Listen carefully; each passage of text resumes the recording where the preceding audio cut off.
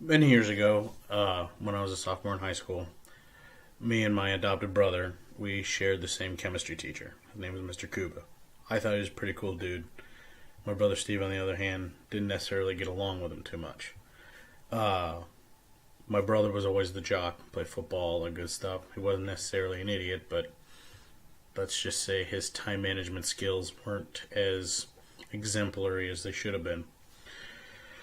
So, every week we had to do labs for Mr. Kuba, and they were always just random chemistry stuff. I don't remember specifically where they were. I remember my brother kept falling behind. And when he fell behind, that means I had to do them for him or give him mine to copy off of, which, of course, I did. I remember one day he caught me in my locker, and he's just got this panic look on his face, and he's freaking out because if he doesn't hand in this lab, Kuba was going to fail him. Well, I had already turned my stuff in earlier that day. We weren't in the same class. He had a different period than I did. But I did know how to access all the stored labs that all the students used on the network computers in the school. So during my next study hall, I more or less broke into the school system, got into the labs that were done by a student. I printed them off one, or I printed them off one. Yeah, and I gave it to him, and I said, "Hey, here's a lab. Change it up as best you can, and then turn it in, and then, hopefully you get away with it." Well, the genius brother that he is, all he did was retype the whole thing verbatim, and then just change his name on the top, and that is it. Hands it in.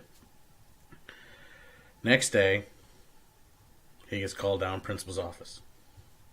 It just so happened that the person, I think it was a girl, I can't remember her name, the person that I had more or less taken the lab from was in his class. And when Kuba was grading it, he noticed that they were verbatim, typed exactly the same. Everything was the same, except for the name on the thing. So initially, he was going to go after her as letting him copy off the lab. Well, she flat out denied it because she was, if I remember correctly, she was like, the goody two shoes. She would never do nothing like that. So then, obviously, Kuba knew that my brother had cheated. So they, went after him and kind of cornered him and asked him, how'd you do it? How'd you do it? At first, he didn't rat me out. First, he didn't rat me out.